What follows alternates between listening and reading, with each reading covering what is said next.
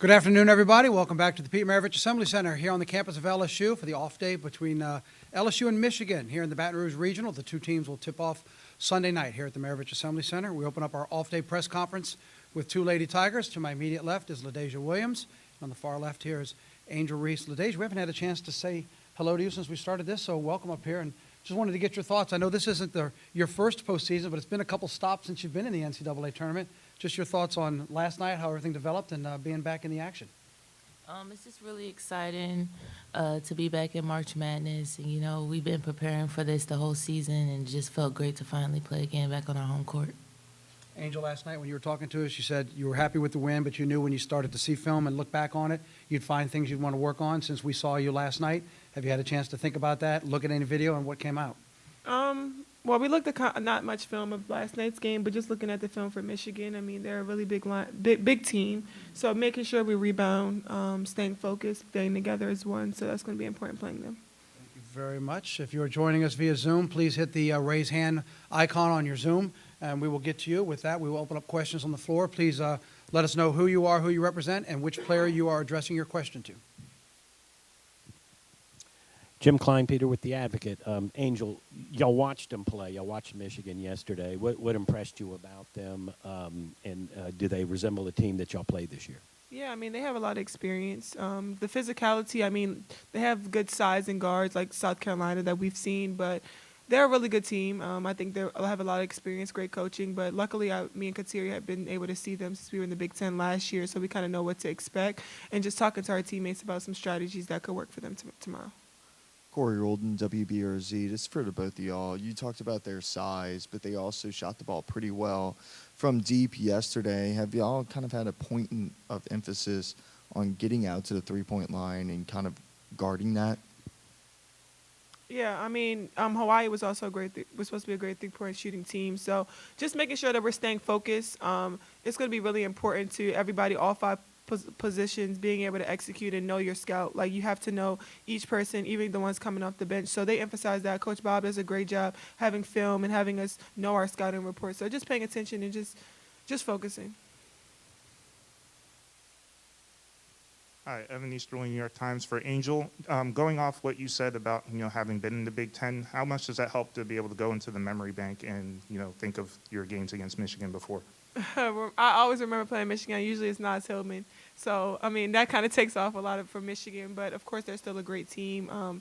I just know just playing against them, they're always going to play hard. So we have to make sure we're really mentally tough tomorrow because they are a really physical team. So just stand together as one and just keeping this group together as one of the leaders. And then watching the film on Kaiser, what sticks out to both of you? What sticks out about her? Yeah, she can finish with either hand. She's a really aggressive post, and she really works hard around the basket. We have to make sure that we box her out, also find her in transition because she also is capable of shooting a three. Matthew Brunieth on three. LaDeja, you had 3 blocks last night. As a team, y'all had 8. Just how important do you think that will be moving forward as y'all continue to play bigger teams and they continue to take you on the paint?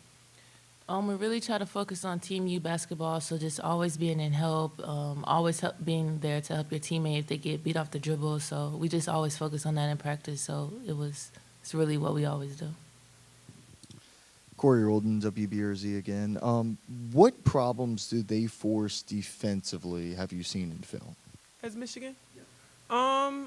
Of course, like I just said, they're much bigger. They're probably one of the biggest teams that we've seen guard-wise, of course. They have a lot of depth as well. So we have to make sure we limit our turnovers for sure. I think that we might be a quicker team and most athletic team, one of the most athletic teams that they've seen. So I think that's going to be our advantage tomorrow. I'd like to ask a question for each player if I can, separately. Scott Rabalais from The Advocate. First for Angel, you had the great scoring game yesterday, and obviously it's better for the team if y'all have more balanced scoring, but how prepared are you to put the team on your back if necessary to do that again to get you guys to the Sweet 16? I mean, I'm sure Michigan has scouted me and they know what to do playing against me. So, I mean, I don't think I'm going to be able to do all the easy things that I was able to do yesterday. But, of course, the supporting cast, I have a great post player, guard. So I know that they'll come to play. They'll help a lot. So one person can't win the game.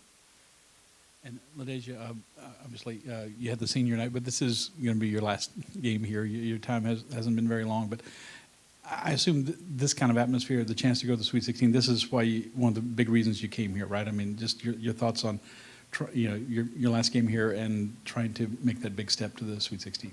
Yeah, most definitely one of the reasons why I came here, and it's going to be exciting if we finish undefeated on our home court this year. So this year has just been great, and we're looking forward to going to Greenville and hopefully Dallas. Hi, Brett Martell with AP. Just with the theme of both front court players being available, now that you've had this season together,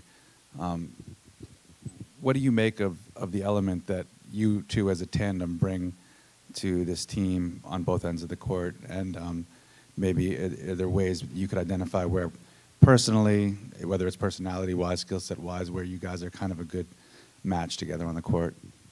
I love playing with LaDasia. She's like one of the best post players I've ever played with. I'm going to miss her when she leaves, but I think me and LaDasia are opposites. She has really great footwork, and her hands are really great around the basket. I think we bring different things. I'm the loud, outspoken person, but Day is the quiet assassin. So it's just a powerful duo. I think it's an advantage to a lot of teams because when I'm off, LaDasia comes in and steps in, and she has her points. It might not show on the paper, but she does come through and does a lot of great things for this team. So we can't win without LaDasia. Yeah, we've had a lot of time during the summer to build chemistry with one another. So it's just been great to have this person, we could lean on as a leader, and it shows on the court and on the stat sheets, but she's just great for the younger kids too.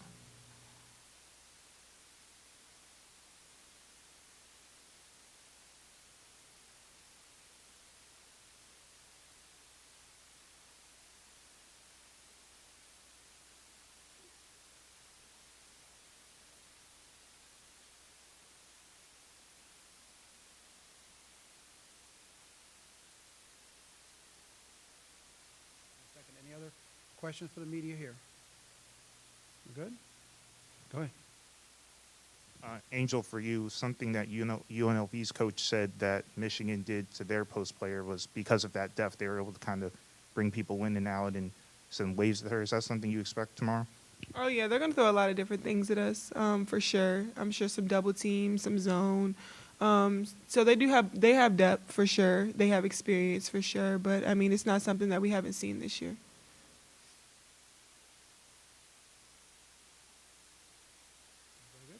Any other questions? All right, LSU's locker room is still open. It will be open for another 20 minutes. LaDasia and Angel, thank you very much for your time. Congratulations again. Good luck tomorrow.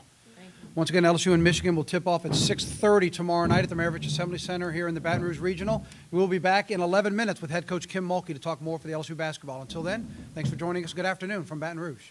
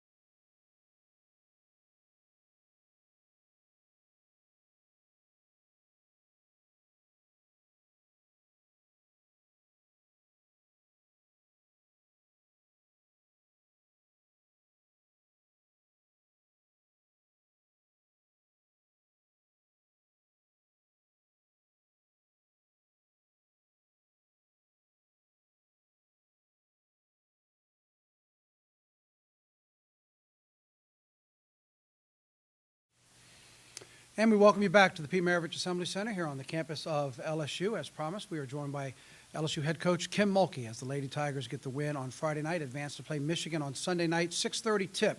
Coverage on ESPN here at the Maravich Assembly Center. If you are joining us via Zoom and you have a question for Coach, please hit the raise hand button on the Zoom icon. We will get to you. For those of you here in person, please introduce yourself and who you are with, and we will open up the floor for questions for Coach Mulkey.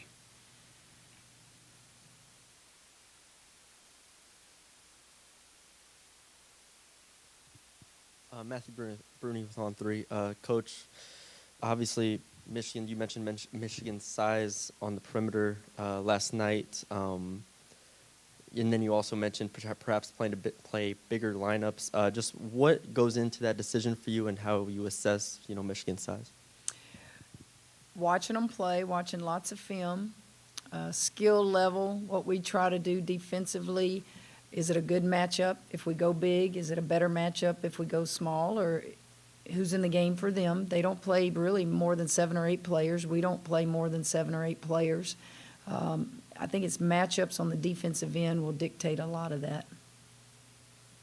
Corey Roldan, WBRZ. Coach, we talked about offense just now. Defensively, what kind of problems does Michigan cause for y'all? They're big.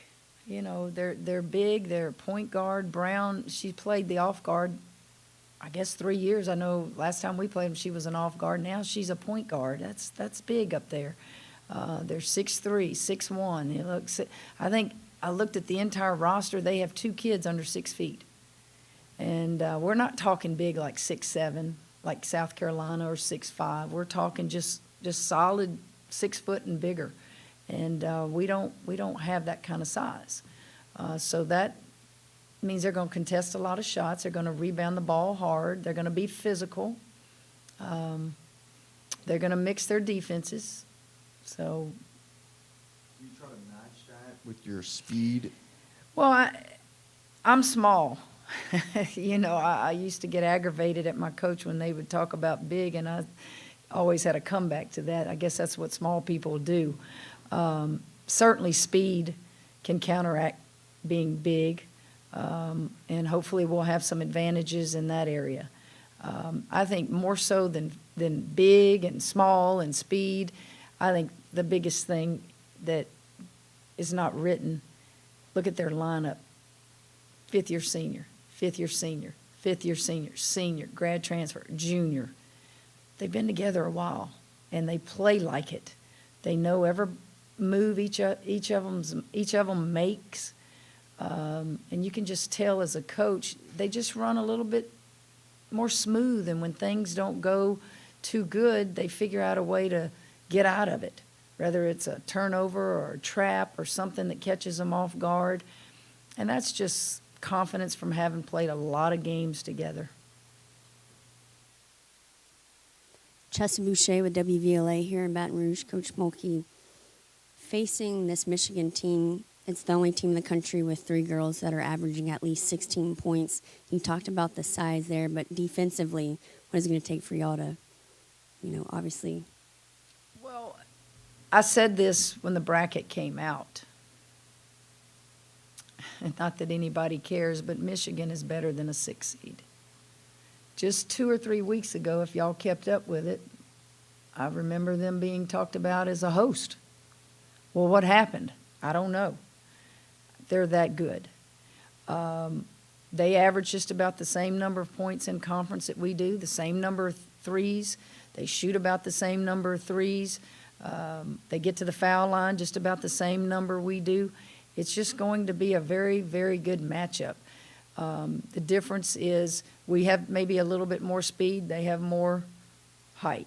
What is it going to take? It's just going to have to take just grinding. It's just not going to be a game where I don't just think it's just going to be entertaining where you're going to see 100 to 120. It's going to be 2 teams getting after it on both ends of the floor.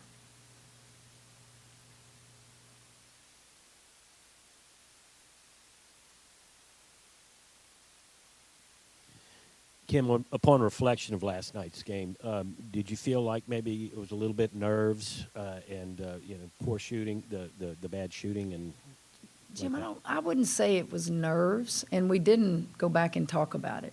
We as a team, you just can't do that at this stage of the year.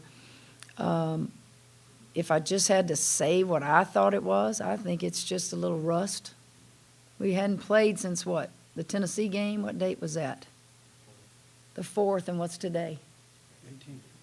So it's been 2 weeks. I think it's probably a little bit more than that. You can simulate a scrimmage in practice, which is what we did during that time span, but I don't think it was nerves. I really don't. Coach, you mentioned last night the rebounding wasn't as dominant as maybe you liked. Were you able to go back and see anything on film, I think? I didn't go back and watch anything. I stayed up and, in my bed and just focused on everything I could watch on Michigan while Bob and Kaylin and the rest of the crew were doing things in the office. I had family in town, so I wait till it gets real quiet, and then I can get in the, lay there and just think. And then we put our thought process together and come up with a game plan in the film room for about an hour today. And physical, they're physical. I think we're physical. They're talented. I think we're talented. If I told you one advantage I thought they had over us, I think it's just the poise and maturity of being an older team.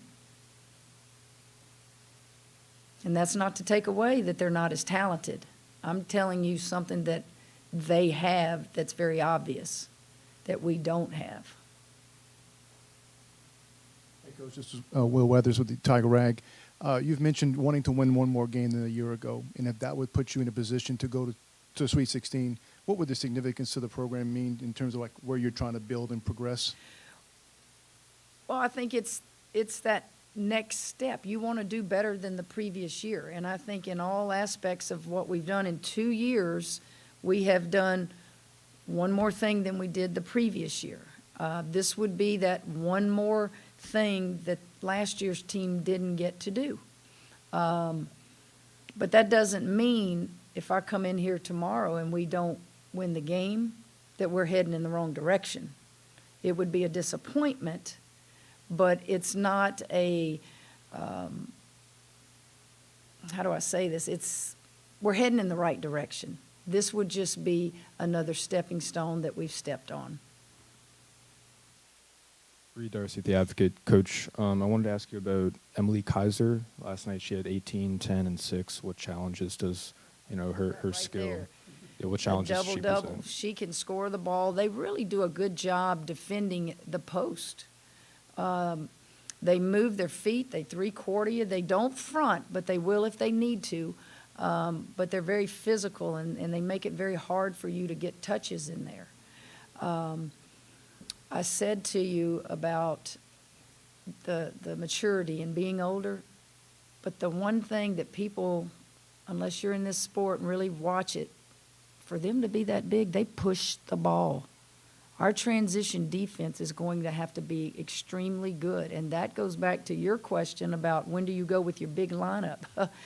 If I got my big lineup, are they going to be able to match up in transition? They push the ball.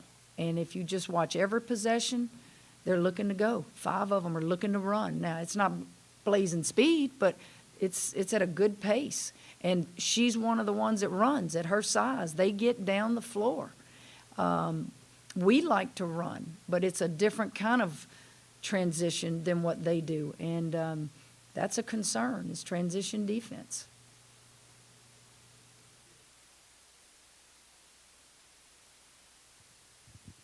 A couple of quick things about Michigan. In terms of rebounding, their guards seem very active in that area, or at least were yesterday. And the other thing is Alexis seemed kind of inspired by watching their hustle plays where they were diving on the floor with reckless abandon.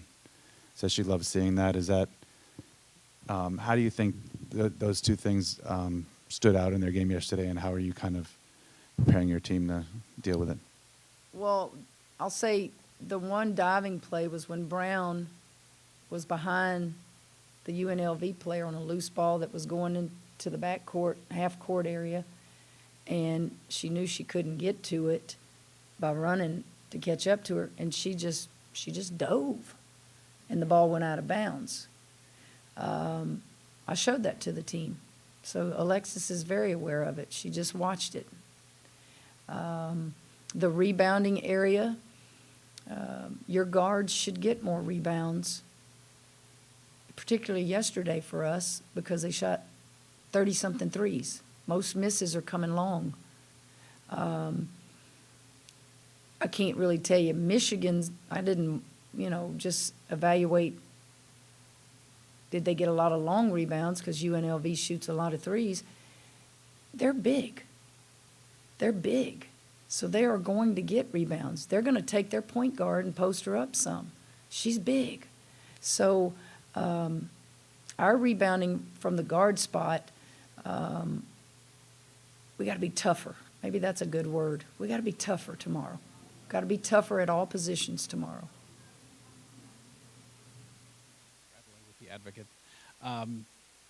You've had 3 NCAA tournament games now that you've hosted, and the atmosphere and the attendance has been pretty good. Maybe tomorrow there doesn't seem to be any kind of conflict or parades or anything like that. The students' classes back in Monday, I'm told, so you're probably hoping for a good I hope attendance. so. What are you hoping for? What kind of lift do you hope to get from the crowd tomorrow? Well, you're always wanting the crowd to help us. You'll see me do that in different stages of the game, meaning we're tired. We need a lift. We need y'all's help. I think the lift yesterday came when Alexis Mars hit a couple buckets there. She scored on the inbound. We were up, but for some reason, fans have those that they like, I guess, and I guess they just wanted to see Alexis relax and hit a bucket, and that was encouraging. You want to play at home.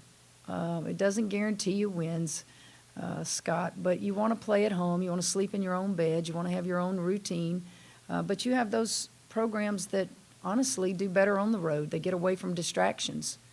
And I would think Michigan's Big Ten has prepared them for this moment. 4 of their teams got to host, I think. They're really, really having a good year in the Big Ten. And so they're prepared. But what prepared them more than this year was all those years those players have played together. Time for 1 or 2 more questions. Brett Martell again with AP, and I apologize if you addressed this right before I came in, but they are a number 6 seed, but based on the way they played yesterday, they had lost 3 out of 4 coming in.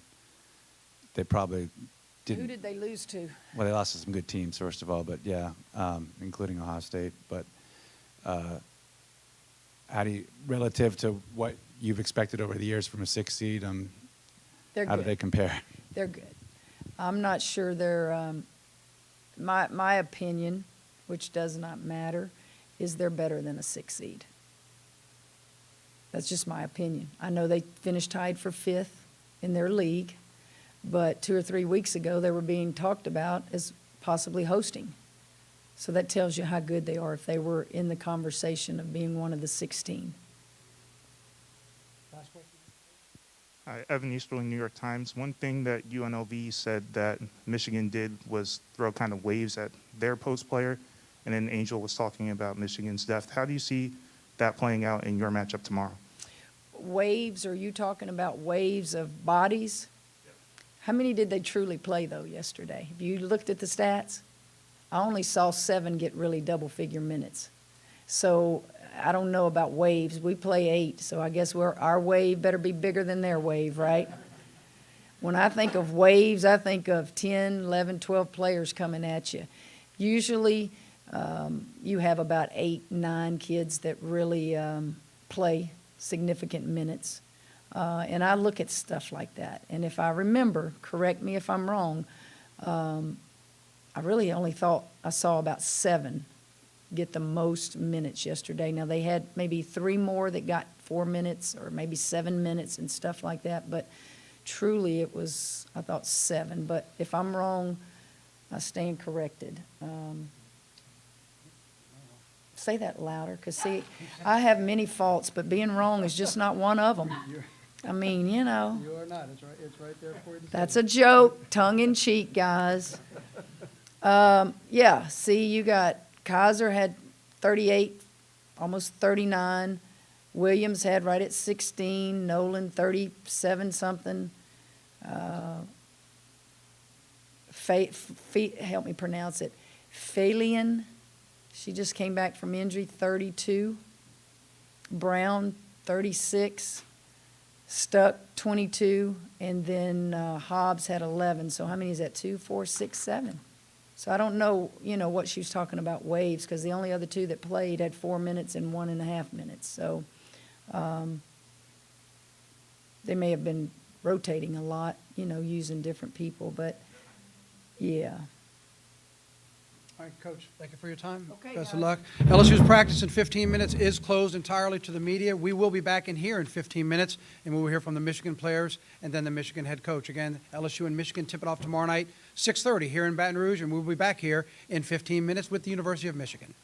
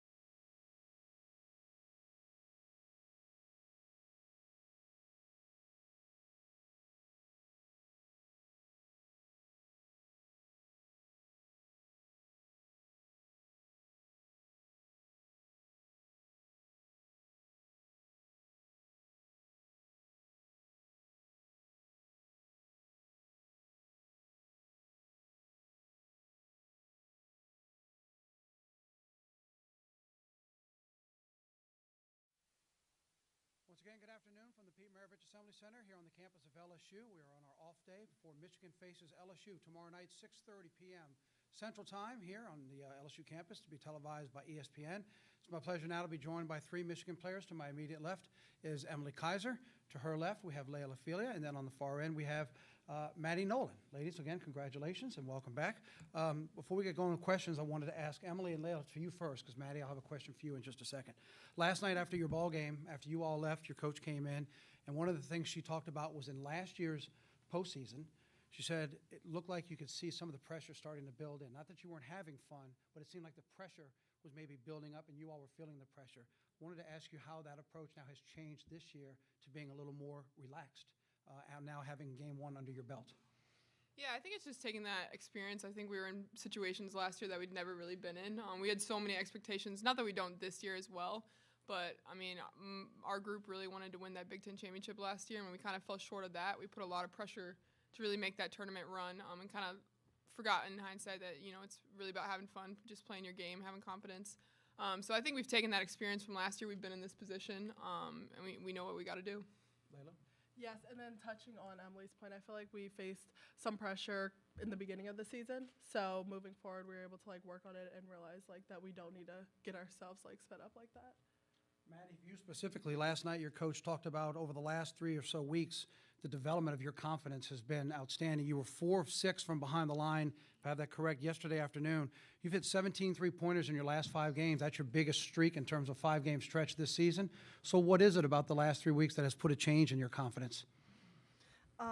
I think it is like just knowing, you know, I've been here before, our team's been here before, and every day in practice, whether it's the coaches, whether it's my teammates, you know, they're coming up to me, like hyping me up.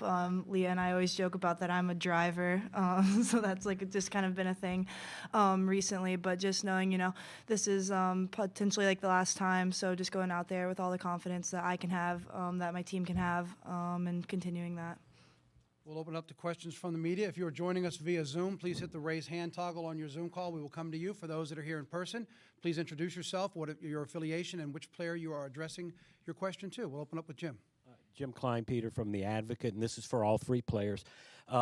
Kim Mulkey was very impressed with the way y'all play together because of your experience, and I was wondering if that unspoken communication y'all have is really apparent to y'all, and do you really feel it out there?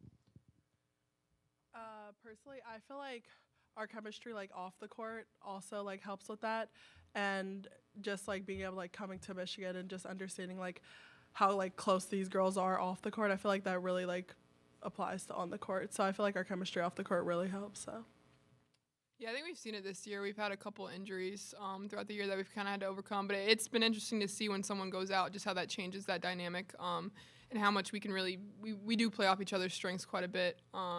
And just knowing how to do that I think we've really kind of mastered throughout the year, and I think we've got a good feel for it now, for sure. Yeah, we always talk about kind of on defense how fun it is to play with each other, just because we know when someone moves this way, we're doing the thing, whatever they need, helping each other out, and that's pretty much unspoken for the most part, and it's just really fun and cool to know that whatever you do, someone's going to have your back. Hi, Jacques Doucet, WAFB-TV in Baton Rouge. Looking at your schedule, I think 7 of your 9 losses come to ranked teams. So I just want to get your take on your schedule, how tough it is, and how it gets you ready for this point. Yeah, I mean, we've talked about it all year. We think the Big Ten is probably the toughest women's basketball conference this year. As we saw, we had multiple teams in the top 15 like throughout the year. So having to play against that competition, having to go against some of the best players in the country night in and night out, we think have prepared us really well for March. Yeah, just touching on what Maddie said and just being able to like defend like some of those like the best players in the Big Ten, I feel like that definitely has prepared us going into the NCAA tournament. Yeah, I think to play that level of competition all year long, I mean, in the moment you kind of feel like you're just beating up on each other all year long, but to have that little bit of break between the Big Ten tournament, conference play, like to have that rest, I feel like all those experiences, situations we've been in has really prepared us.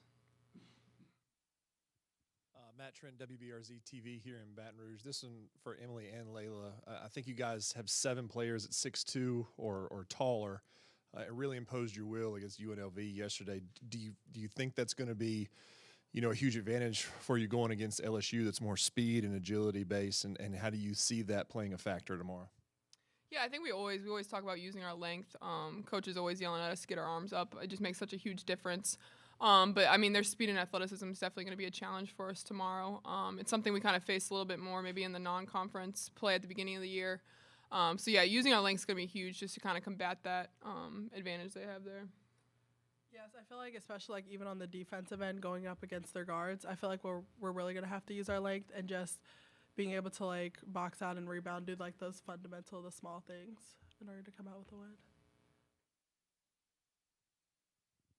Scott Rappelé with the Baton Rouge Advocate. Emily, y'all have had plenty of experience playing really dominant players in your conference, Mackenzie Holmes and Caitlin Clark. I would think Angel Reese probably falls into that category.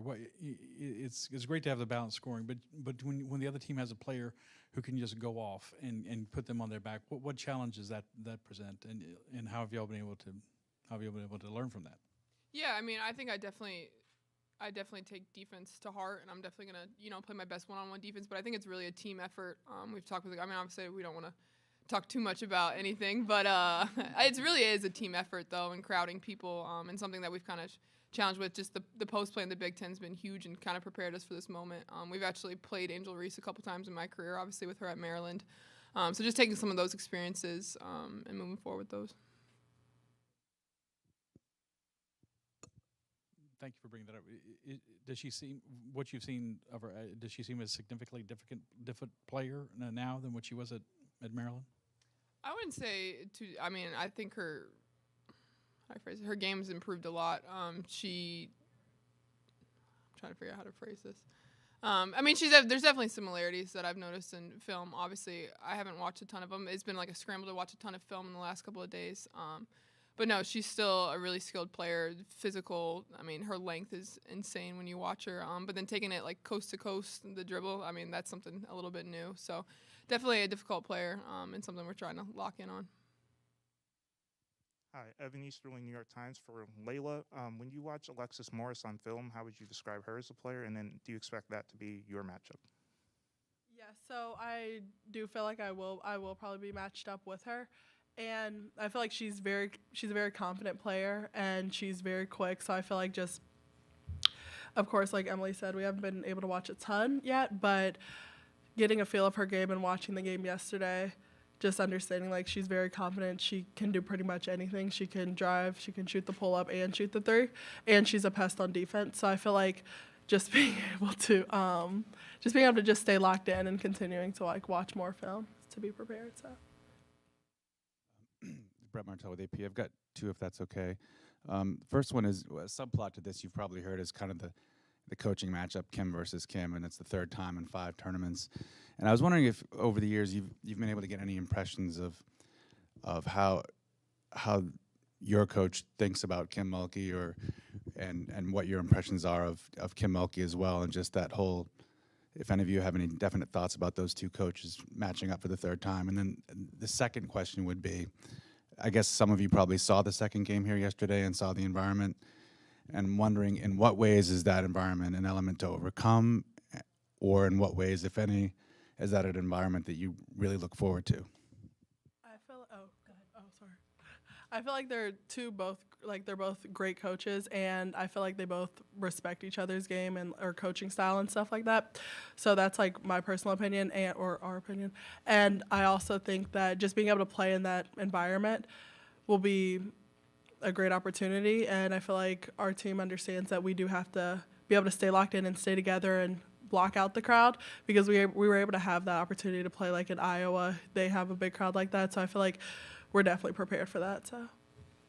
Yeah, I think just what you touched on there at the end, the Big Ten Conference this year has been, outside of the actual competition, like we're facing crowds every single day, which is just great for women's basketball. It's super fun to play in. It's definitely challenging often.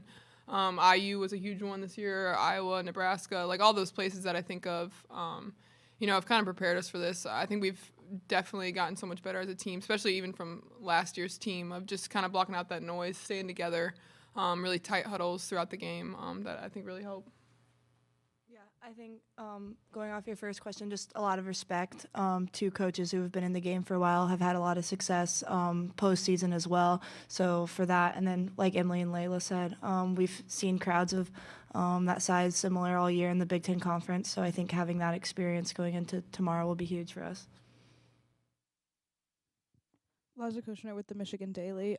This is for all three of you. You know, keeping other teams off the O boards has really been a focus all season for this team and improving on rebounding. You three are all some of the better rebounders on this team. I think LSU had 17 O boards yesterday, so how are you going to hope to really lock in and keep them off the O boards tomorrow?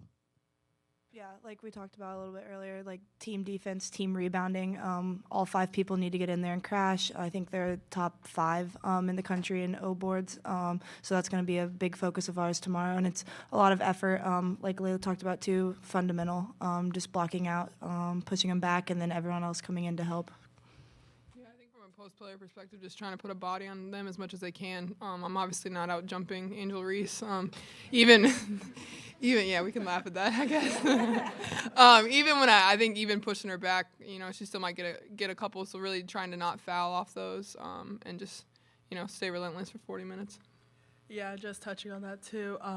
Understanding that the post players do have like a big job to do tomorrow, and that's like getting their post players and like Reese out of the paint. So I feel like it's big on the guards to really get in there and help them out. So. Reed Darcy with the Advocate, Baton Rouge. Kim said a few minutes ago that y'all like to play in transition, you like to run, and you can be dangerous in that aspect of the game. So how important is that going to be tomorrow night for y'all? I mean, really any team, if you don't let them set up their defense, it's going to be so much easier. I mean, they're long, they're big, they're athletic. So I think if we can get that edge on them and really run in transition, it's going to be huge. Put a little pressure on them, possibly, you know, any fouls we can get on them, I think is huge. I don't know if you want to talk more. You're the one pushing it. Yeah, I definitely feel like transition is going to play a pretty big role in tomorrow, especially like personally, like not wanting to get blocked by injuries down there. So maybe if I try to hurry up, you know, get it down there, help us out a little bit. So. Any more? Go ahead. Corey Diaz with the USA Today Network. For Layla and Maddie, obviously you two guys had the type of performance that you had yesterday, but also throw in Leah and what she was able to bring to what seems to be a stable of guards that you guys have. What is it about, I guess, the three-headed monster in a way that makes you so hard to defend? It kind of seems like all 3 of your games are just a little bit different. I think, like, looking at it, like you said, a 3-headed monster does make it hard for teams to have to guard all 3 people. And you touched on, all of our games are a little bit different. Layla's really good at attacking, hitting that pull-up. Leah can pass like nobody else I've ever seen before, so it's really cool to be able to play with her, especially as a 3-point shooter, because sometimes she's looking the complete opposite direction and will just hit you out of nowhere. So just trying to, I think, contain all 3 is going to be is a difficult task. Yeah, and I feel like we know each other's game pretty well. So being able to like play with like 2 other players that we all like know each other like that, I feel like that's definitely going to be like a problem for them to have to guard. So. Well, I feel like those 3 have like a little like silent communication that's like I try and watch it in practice. I don't know what they're doing sometimes, but they make it work. And I think it's hard to play against. It's all about reps. Players before we let them go. We're good? Ladies, once again, thank you for your time. Congratulations. We look forward to seeing you tomorrow night. A couple of housekeeping notes. Michigan's locker room is open until 2:45, so it looks like you have about 17 minutes left in Michigan's locker room before it closes. We will be back in 8 minutes, and we'll be joined by Michigan's head coach to continue talking about the game tomorrow night against LSU. Until then, we'll be back. Thanks for joining us here in Baton Rouge.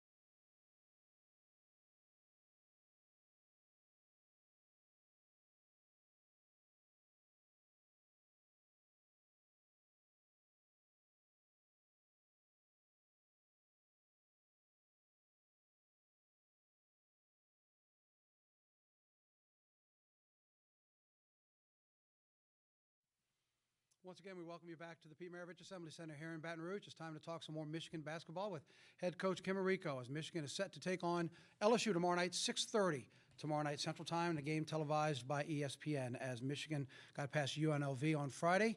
Coach, I know you had a chance to watch the second game and then a practice. How did everything go as you lead up now on this off day to tomorrow night? It was great. We tried to enjoy the moment yesterday for a little bit, and then get back to work. LSU's a great team, and tomorrow's going to be a great game. They have an incredible program, so we got a chance to practice and prep for them. Obviously, they're led by two superstars, but they really have a balanced team around them as well, and are dangerous in so many ways. For those of you joining us via Zoom, please hit the raise hand button if you have a question for Coach, and we will come to you. For those of you here in person, we will pass the microphone around. Please introduce yourself and your affiliation, and we'll open the floor up to Coach for questions for Coach. Corey Rolden here at WBRZ. Coach, have you watched some film of how y'all have guarded Angel Reese? Y'all faced her 3 times, I believe. And what did y'all do to make her struggle so much in those games? Yeah, we definitely watched that. I had my assistant coach, Val Nainima, this is her scout, and, we talked about, getting those clips from last year just to show our team those clips. And we also had an All-American who's graduated and playing the WNBA right now. She guarded her, so that helped a little bit. But I think, we did a great job on her 2 times that we played her, but she's also improved a tremendous amount. Everyone's freshman year is challenging in many different ways, and she was a freshman going against Naz Hillman, who was a senior last year, and I think Naz kind of had the advantage. But she's grown so much, she's matured so much, and her game has really exploded this season. She's not the same player, but I do think that it's helpful for us to see as many clips as possible when people had success and when she really had success, and what we can do against her. How have you seen her game kind of improve over this last year at LSU? Yeah, well, one, I think she's finishing way better. She's her percentage is off the charts, but her rebounding, I mean, she was a great rebounder last year as well, but you don't really see many rebounders at this level have 20-plus rebounds a game or 15 rebounds a game. That's absolutely incredible. So she has a gift to go get the basketball, a motor to the ball, but just her presence on the defensive end as well, her ability to block shots. She's grown, and I knew she could always handle the basketball, but her ability to start the break, her ability to lead the transition, her decision-making has gotten a lot better. She's just grown in every facet of her game, and she's playing at a really high level. Matt Trent, also with WBRZ TV here in Baton Rouge. A couple of your players were talking about you saw LSU's type of athleticism and speed in the non-conference. Did you get a lot of this during Big Ten play, and if so, is there anything you can liken it to, and how does that better prepare you for tomorrow? Yeah, I mean, they're long, they're fast, they have tremendous size, and they have tremendous speed. We played Baylor earlier this year, who's, their guard play is similar. They have some good post players as well. They don't have Angel Reese. But our league, maybe not the same type of athlete, but speed and post play. Indiana has been terrific. They're one of the top teams in the country. Ohio State has that type of athleticism. So Iowa has some really great players, an inside-outside combo in terms of a point guard and a post play, just like LSU. So maybe not the same, but definitely I think the other thing that these 3 specifically that were up here is, they've had an opportunity in the last, 4 years to play in the NCAA tournament where they've, faced Baylor when Kim was at Baylor, or faced Tennessee a couple years ago in the bubble. So we've played against different teams that have that size and that athleticism. Hey, Coach Jacques Doucet, WAFB here in Baton Rouge. I think Coach Mulkey's kind of striving to get what you have, and that is a group of players that have played together for a long time and have experience. So what does that mean, at this stage of the season? Yeah, I think that's really a great point. And obviously, I know she spoke a little bit about it yesterday, how, we feel like we've played against each other a bunch probably in the last few years. But I remember 2005, I think I was on the All-American committee, and I was a young coach, and she was in the Final Four with an All-American. It was one of the first times that I had met her, but I had always watched from afar how she built her program and how she built her culture and how her teams played. And I think, she was able to do that and sustain that with consistency year in and year out at Baylor. Now, she's only been here, a short period of time. It takes time, but what she's done in a short period of time is incredible. But I do think there is something to be said for experience. And these three that are up here have had that experience and have been able to make runs in tournaments and have played, with each other for a long period of time. Even Layla, who's only a sophomore, Emily was laughing at them because, our three guards, they know each other and they play off each other. And Emily was laughing about the guards, but she's the smartest kid on the floor, and she sees things on the defensive end before they happen, and she's always in the right spot, and she is always in help defense. And I just think her IQ has really kind of been the foundation, the core of what our defense is built on. But that there's no substitute for experience. And, they're going to get there. I'm sorry, but I don't feel bad for them.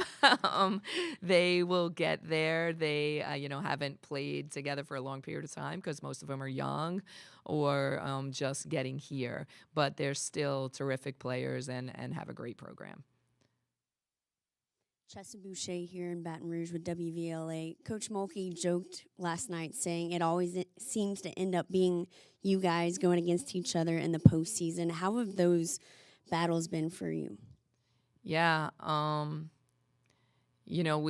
they've been battles, and I wish one of these times, maybe one of these times, we're going to get Mulkey up to Ann Arbor. It's nice when you get to play on your home court. And I know I was here yesterday, the crowd and kind of the intensity and the advantage of being home is incredible. And I know that the program here has such rich tradition. I followed it when I was a young kid with Coach Gunther, but it's back, and there's fire and there's intensity, and she's built, she's got it back, which is really exciting.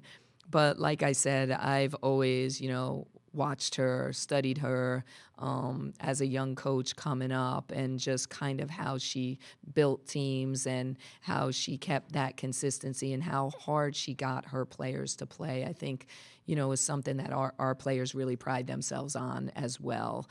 We want to be the toughest team out there. We want to play incredibly hard, and we want to play together, and we always talk about wanting to do it for Michigan. We want to do it for Michigan, for something bigger than ourselves, and I feel like this program, the LSU program, does that as well in a short period of time. So yeah, we have a little bit of history. It does seem like we get to play against each other. I know for the rest of the world it probably feels like it's a few years, and I didn't realize that until I looked at the pictures of my children who were this big and are now this big.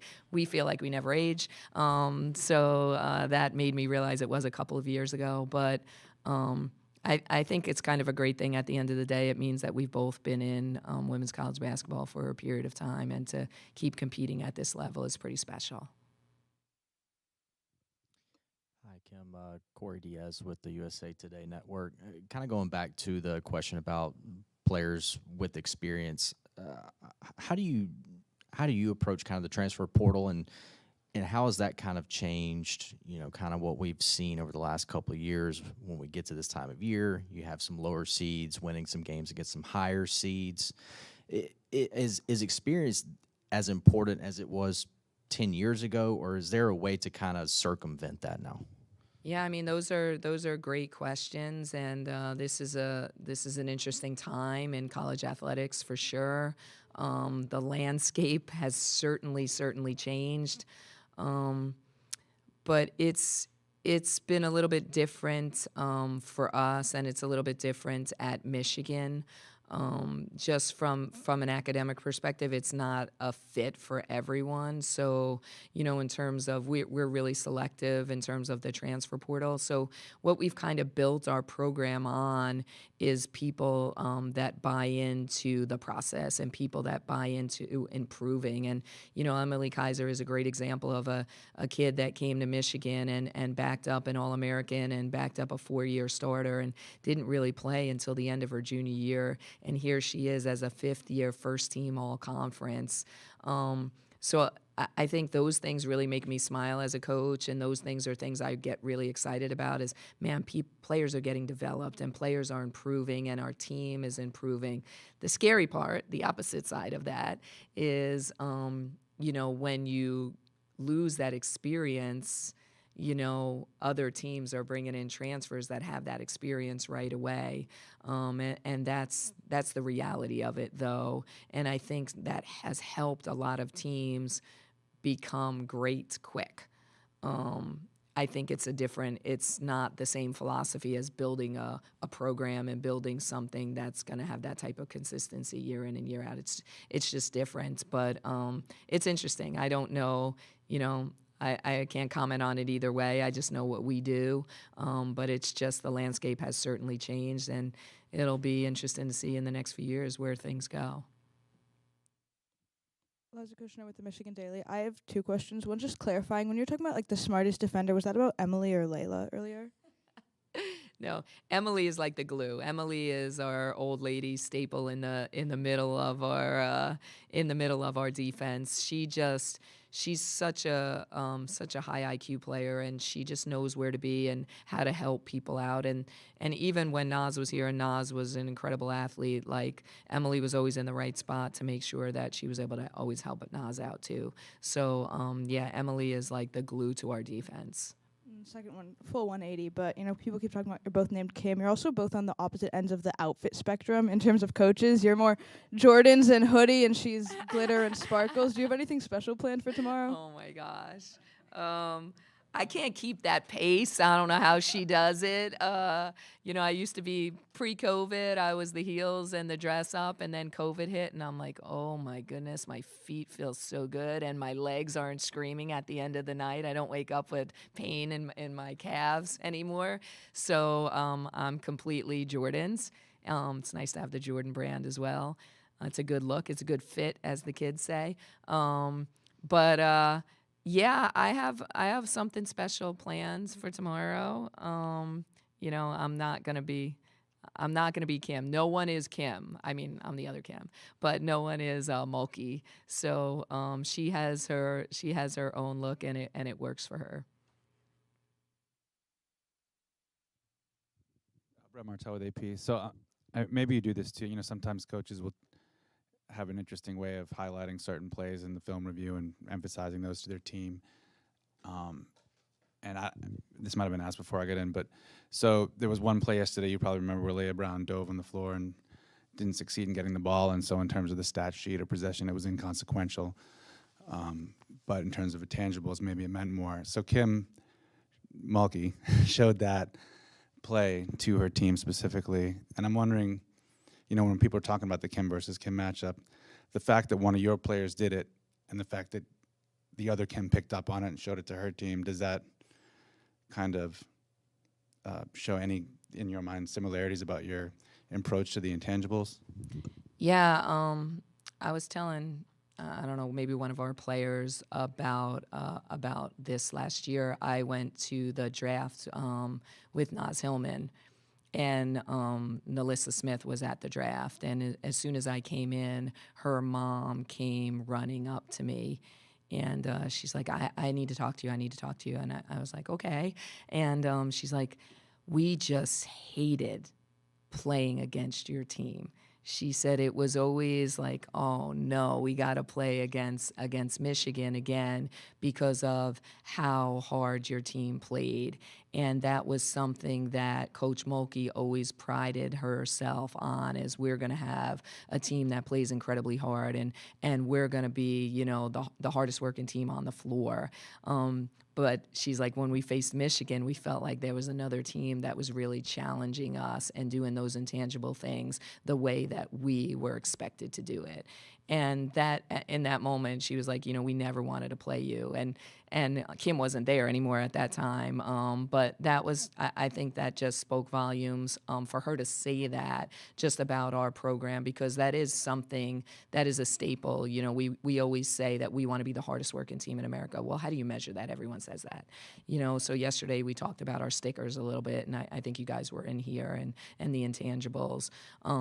But you got to see a few of those plays. I mean, Maddie Nolan stepped in and she said, Coach, I've never been hit so hard when she tried to take that charge, and it was called off her foot. It wasn't a call either way. But she stepped in there to do that, and she goes, am I still going to get a sticker? Like, that was the first question last night. Am I going to get a sticker for that, even though the referee didn't call that a charge? And Leah Brown, it's funny, but we have a team of people that decide if it's sticker worthy or not.